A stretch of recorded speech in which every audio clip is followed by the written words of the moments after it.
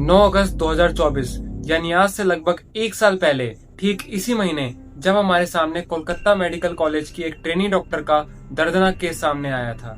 Candle march, protest और justice की demand पूरे इंडिया ने की थी, पर आज एक साल बाद भी विक्टिम जिंदा है और अपनी जिंदगी जेल में बैठकर जी रहा है।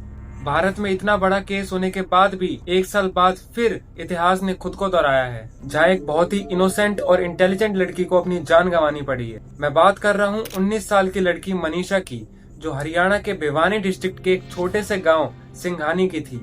लड़की के फादर का नाम संजय, मैटरनल अंकल यानी चाचा का नाम कुलदीप कुमार और ग्रैंडफादर का नाम रामकिशन था। मनीषा, जो ये अच्छी तरीके से जानती थी कि उसकी फैमिली फाइनेंशियली स्ट्रॉन्ग नहीं है, इसलिए उसने अपने विलेज से लगभग 6 किलोमीटर दूर लोहारू सब डिवीजन के एक स्कूल में प्ले स्कूल टीचर की जॉब करना स्टार्ट कर दिया, जहां वो 3rd क्लास तक के बच्चों को पढ़ाया करती थी और जहां से उसे 6,000 तक की सैलरी भी मिल जाती थी। मनीषा सिर्फ यही नहीं रुकना चाहती थी, उसका सपना था एक नर्स बनने का, जिससे वो और भी ज्यादा फाइनेंशियली स्ट्रॉन्ग हो सके और अपनी फैमिली की मदद कर सके। इसलिए मनीषा ने उसी स्कूल से लगभग 2 किलोमीटर दूर एक नर्सिंग कॉलेज में बीएससी में एडमिशन लेने का फैसला किया, जहाँ की फीस लगभग 3 से 4 लाख रुपए की थी। मनीषा के घर वाले भी बहुत सपोर्टिव थे, उन्होंने भी मनीषा को बीएससी में एडमिशन लेने के लिए सहमति दे दी।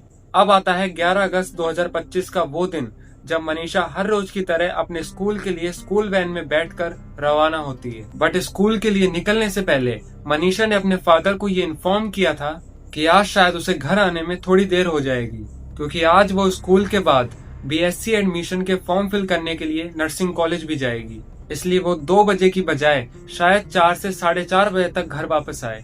इतना बताते ही मनीषा लगभग सुबह के 7:30 बजे स्कूल निकलने के लिए स्कूल वैन में बैठकर रवाना होती है। ये वही मोमेंट था जब मनीषा के घर वालों ने उसे आखिरी बार अपनी आंखों के सामने देखा था। इसके बाद मनीषा के फोन से लगभग दोपहर 12 बजे उसके फादर संजय के फोन पर एक कॉल भी आती है, बट मनीषा के फादर किसी काम में बिजी होने के कारण वो कॉल अटेंड नहीं कर पाते। जब मनीषा के फादर अपनी बेटी को सामने से कॉल मिलाते हैं तो उसके बाद कोई रिस्पॉन्स नहीं आता।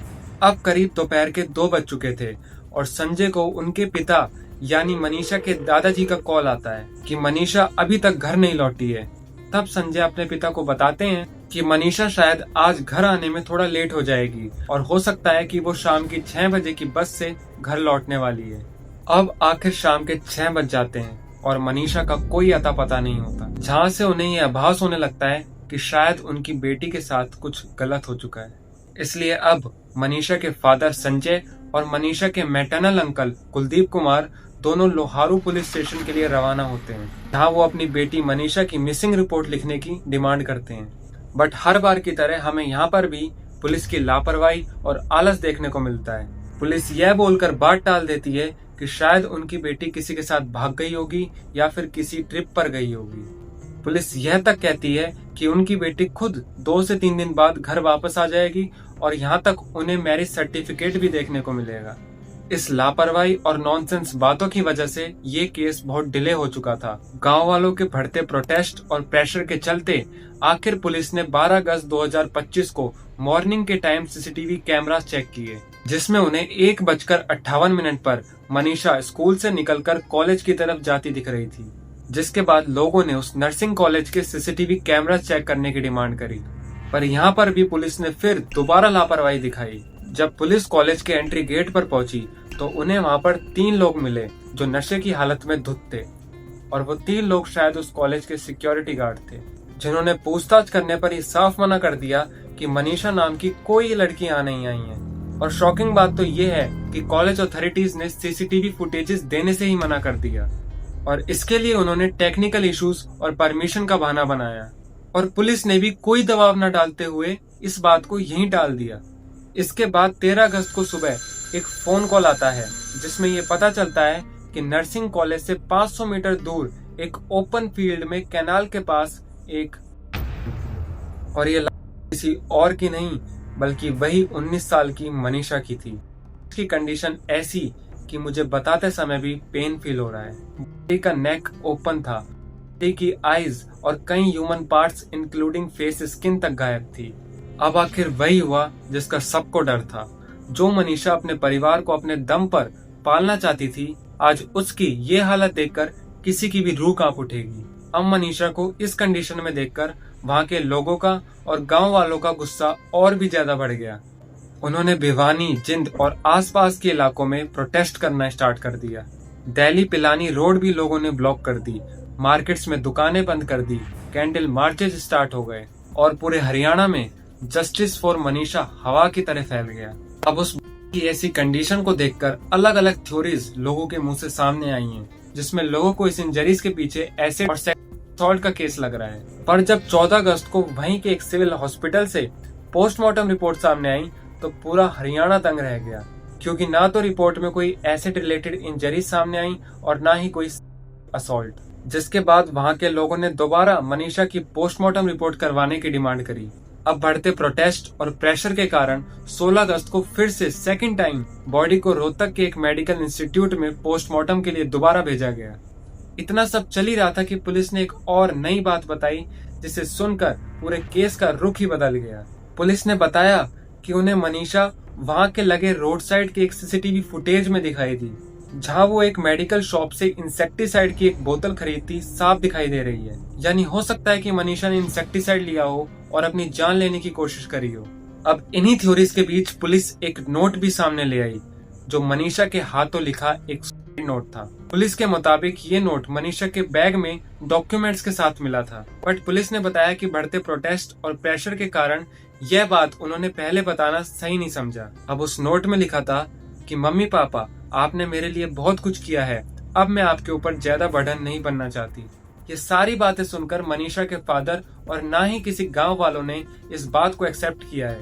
उनका कहना है कि ये सब झूठी, फेक और पुलिस के हाथों बनाई गई कहानियां हैं, क्योंकि पुलिस शुरू से ही बिना पोस्टमार्टम करे केस को जल्दी बंद करने के लिए, मनीषा का अंतिम संस्कार करने के लिए फैमिली को प्रेशराइज कर रही थी। इस समय ये केस इतना उलझ चुका है कि कुछ भी बोलना समझ के बाहर है। अब इसी बीच 16 अगस्त को मनीषा की सेकंड पोस्टमार्टम रिपोर्ट भी सामने आ जाती है, जिसके बाद तो मानो ये केस सिर्फ एक अनसॉल्व्ड मिस्ट्री बनकर रह गया हो, क्योंकि इस बार पोस्टमार्टम में इंसेक्टिसाइड्स की प्रेजेंस भी सामने आई और साथ ही साथ स्कैवेंजर ईट्स की रिपोर्ट भी सामने आई, जिसका मतलब है कि शायद किसी जानवर जैसे कि डॉग ने उसको खा लिया होगा। नोट और सेकंड पोस्टमार्टम रिपोर्ट के बाद ये केस मर्डर से सीधा तरफ सरकने लगा। बट इसी के बीच मनीषा के फादर संजय ने एक वीडियो बनाकर ये बात क्लियर करते हुए बताया कि उनकी बेटी कभी ऐसा कर ही नहीं सकती।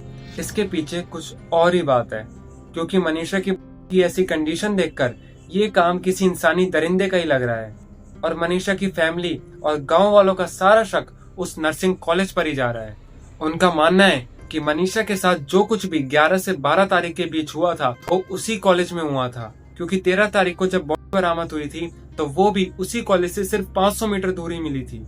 अब बढ़ते प्रोटेस्ट और लोगों के गुस्से के कारण हरियाणा के सीएम नायाब सिंह भी इस केस में इन्वॉल्व हो गए। उन्होंने सबसे पहले इस केस के रिलेटेड एसपी का ट्रांसफर किया और 5 पुलिस ऑफिशियल्स को सस्पेंड किया। साथ ही 19 अगस्त को सुबह 11 बजे से 48 घंटों के लिए भिवानी और वहां के आसपास के सारे इलाकों का मोबाइल इंटरनेट और बल्क एसएमएस सर्विस पूरी तरीके से बंद कर दिया गया, जिससे ये खबर कहीं बाहर नहीं चली जाए और जितना जल्दी हो सके इस केस को दबा दिया जाए। लोगों का मानना है कि मनीषा की मौत के पीछे पुलिस की लापरवाही और कॉलेज अथॉरिटीज का कहीं ना कहीं हाथ जरूर है, इसकी वजह से आज हमारे बीच एक ब्रिलियंट लड़की नहीं रही। इस केस का रुख बदलने और बंद करने के साथ साथ लापरवाही दिखाने की कोशिश पुलिस ने बखूबी की है, बट अब भी मनीषा को लेकर कई क्वेश्चन सामने आते हैं, जिससे ये पता चलता है कि ये एक नहीं बल्कि एक प्लान है और इसके पीछे कोई एक नहीं बल्कि कई लोगों का हाथ हो सकता है। पुलिस चाहे कितना भी इस केस को दबाने की कोशिश क्यों ना करे, लेकिन अगर लोगों ने इकट्ठे होकर और एकजुट होकर सवाल उठाना शुरू किया तो सच्चाई शायद सबके सामने आ सके, वरना और केसेस की तरह ये केस भी कब दब जाएगा किसी को भनक भी नहीं होगी।